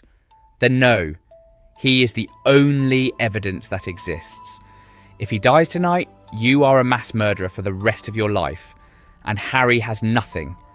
She held out her hand to Ron.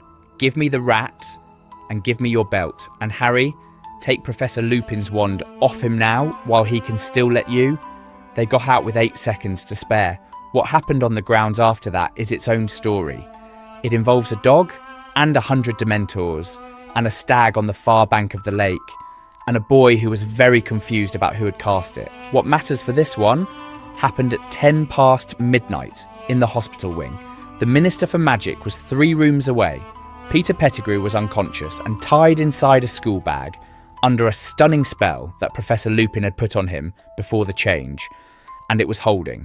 Because the plan in this timeline was never to fly Sirius Black to a tower and let him escape. The plan was to make the Ministry of Magic write something down. "They won't hold a hearing," said Sirius, in the dark of the hospital wing, on the edge of a bed, with a blanket round his shoulders and a cup of tea he had not touched. "Fudge is 30 feet away. He'll have me kissed on the lawn before breakfast and hold a press conference about it." "Not if he's already lost," said Hermione. "He hasn't lost. He's the minister.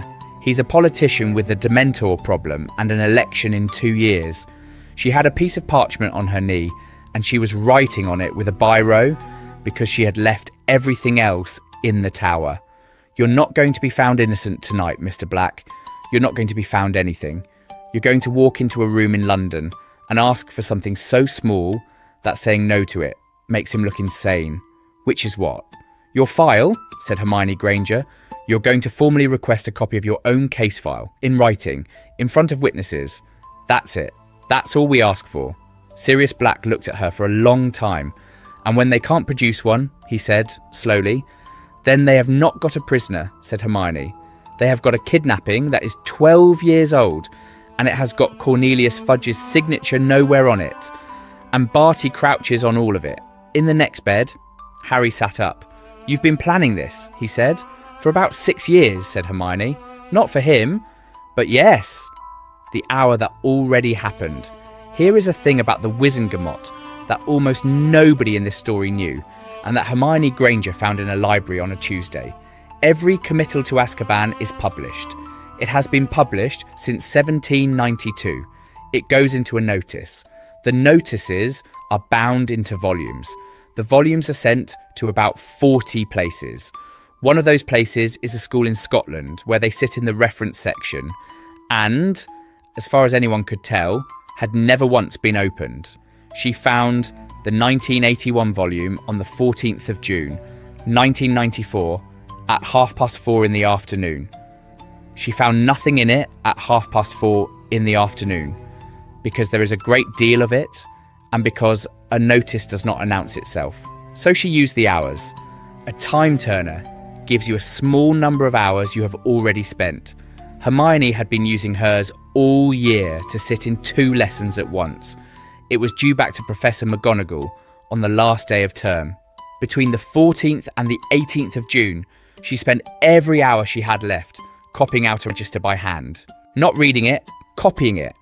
Because a thing you have read is an opinion, and a thing you have copied is a document. And she had known that since she was 9. There were 406 committal notices between the 1st of November, 1981, and the 30th of April, 1982. 406. She copied everyone. I want to give you the picture properly, because it is the best image in this whole story and nobody was there to see it. 2 in the morning in the Hogwarts library. 1 candle, because Madame Pince's alarms are keyed to light and not to people. A 14-year-old girl at the end of a table with a bound volume open in front of her and a stack of parchment on her left. And 4 seats down at the other end of the same table, exactly the same girl, an hour older, working through the same volume from the back. They did not speak. She had made a rule about that in September, and she kept it.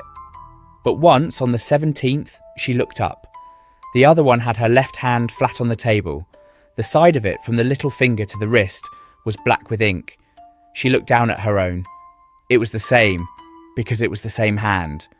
And she had to put her head down on the parchment for a minute. On the 18th of June, 1994, at 3:20 in the morning, Hermione Granger finished the register. Sirius Black was not in it. Not misfiled, not abbreviated, not entered under another name. That many people were committed to Azkaban in those 6 months.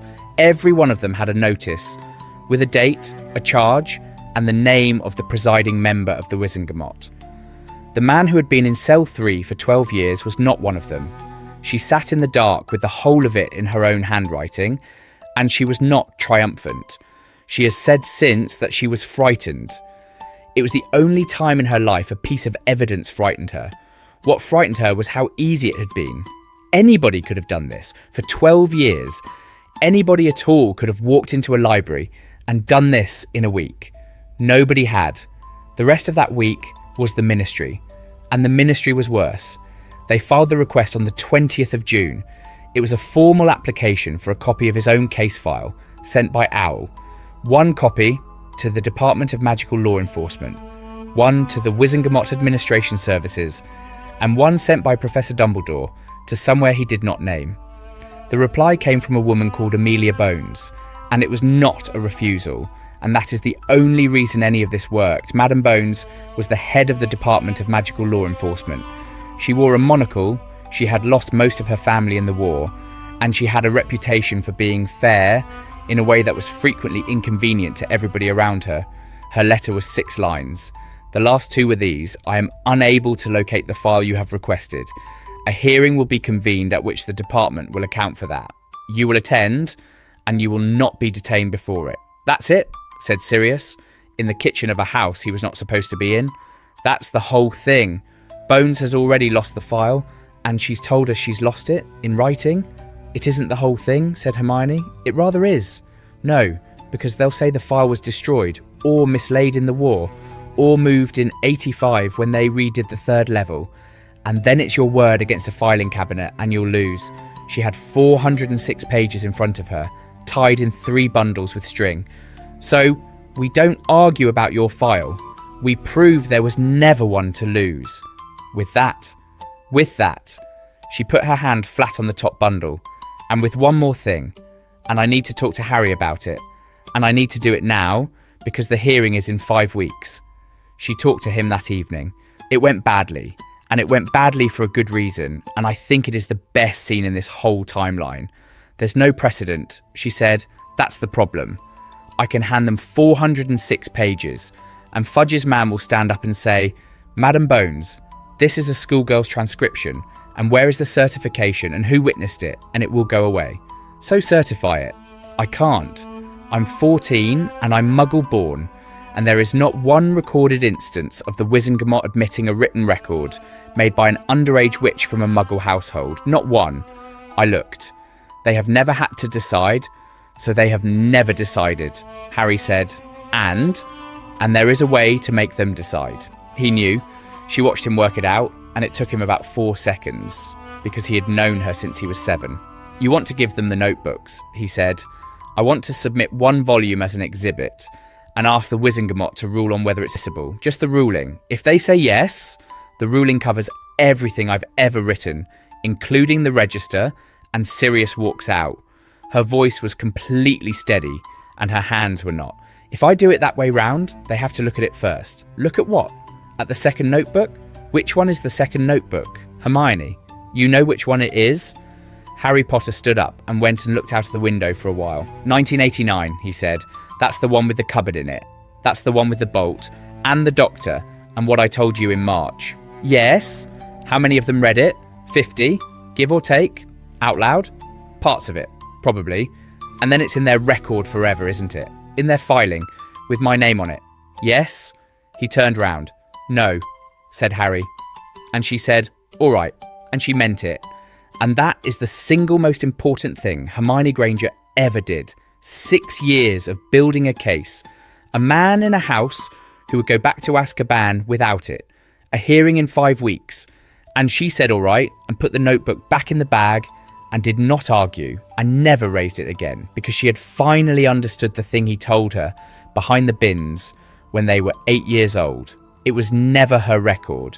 It was his life, written down by somebody else, and she had been carrying it around for 6 years as if writing it made it hers. They went to London anyway. She had 406 pages and no precedent, and she went anyway, and she genuinely intended to lose. Courtroom 10. It is a long way down.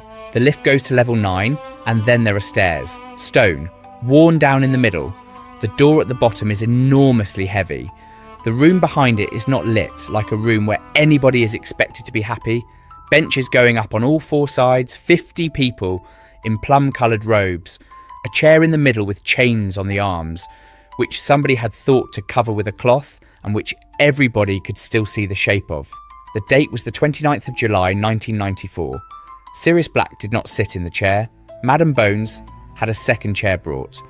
And when a man on the third row objected to that, she said, "He is not a convicted prisoner, Mr. Yaxley, as this hearing is convened to establish. He may have a chair." Cornelius Fudge spoke for 11 minutes about public safety. Then a man from the department stood up. Hermione wrote his name down and crossed it out later because he turned out to be perfectly decent. He explained that the case file relating to Sirius Black could not be located. A great many records from that period had been damaged. The department's position was that the absence of a file was a clerical matter and not a legal one. "The conviction stands," he said, "whether or not the parchment survives." And Madame Amelia Bones said, "Then produce the conviction." "Madame, you have said the conviction stands. Produce it, not the file, the notice. Every committal to Azkaban is gazetted. That is not a departmental practice. It is statute.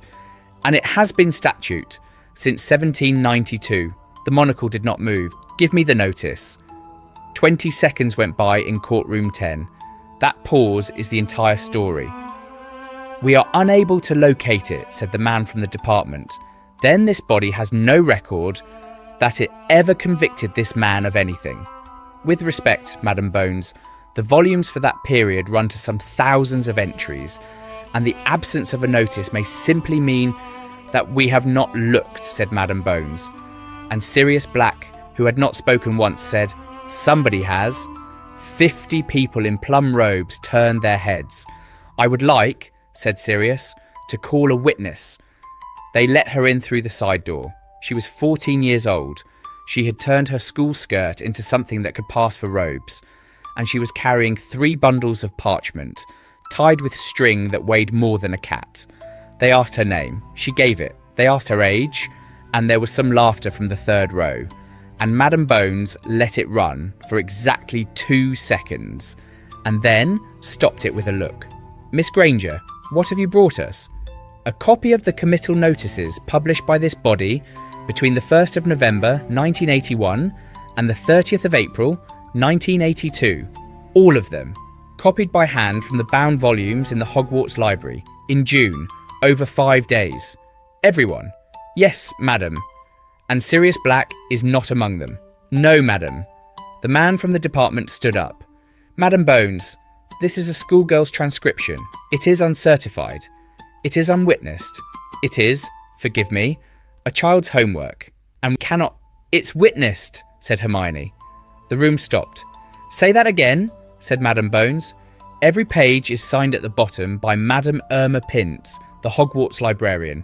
She sat with me for all of it, and checked each page against the volume. She did it because I asked her to, on the 14th of June, before I started, because I knew somebody would stand up and say what he just said." Hermione put the bundles on the table. "There's also a certificate from Professor McGonagall stating that the volumes in the library are the same edition as the ones held here, and I've listed the 4 transcription errors I made and corrected on the last page, because if I hadn't listed them, somebody would have found them and used them, and I'd rather find them myself." Nobody said anything at all. Then, somebody on the second row started laughing, and it was not a mocking laugh, and after a moment about a dozen of them joined in, and Madame Bones did not stop it this time. "Miss Granger," she said, when it had died down, "how old were you when you began keeping records?" "7, madam." "Records of what?" And here is the moment. Everything in this timeline, 7 years of it, comes down to what happens in the next 4 seconds in a stone room under London. Hermione Granger opened her mouth to say a neighbour, and to leave it there, and to give up the precedent, and to lose the argument about admissibility, and to save the notebooks. And a boy in the public gallery stood up. "Records of me," said Harry Potter. Madam Bones turned her head. "And you are? Harry Potter? I'm the boy in the notebook, and it's my notebook, not hers, and I'm the only person who can say what happens to it." He was 14, and his voice was not steady, and he said it all the way through anyway.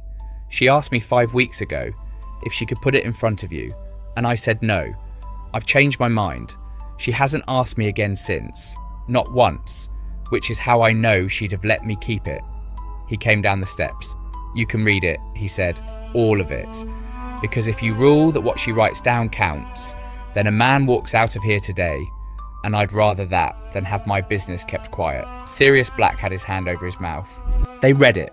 Not all of it. Madam Bones read 4 pages and stopped, and passed the volume to the member on her left. It went along the front row. Nobody read for very long. When it came back, she set it down and did not touch it again.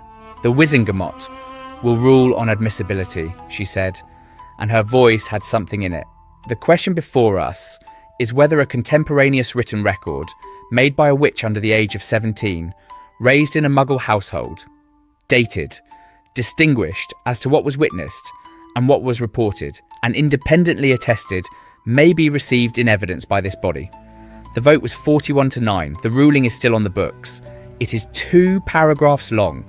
It is called the Granger ruling by absolutely nobody, because in the wizarding world, nothing is ever named after a 14-year-old. It has been cited 19 times since. At 4:20 that afternoon, the Wizengamot found that no lawful order had ever existed for the detention of Sirius Orion Black. It vacated a conviction that had never been recorded. The man in the second chair put his head in his hands and stayed like that for a long time. There is one more thing that happened in that room, and it happened after the vote, and almost nobody noticed it. Madam Bones asked Hermione to stay while the benches emptied. She had a thin folder in front of her, and she opened it, and she said in a completely level voice, "When the department went looking for Mr. Black's file, they did not find it. They found other things. Departments are like attics, Miss Granger. You go up for 1 box, and you come down with 4. Yes, madam. 2 of them concern you." She turned a page. "The first is a note placed in a ministry file in February of 1992. It concerns a boy in Surrey and a bolt fitted to the outside of a cupboard door. It is handwritten, it is unsigned." A pause. "I have seen a great deal of that handwriting over the years in reports on other matters, and I know whose it is, and I am not going to tell you."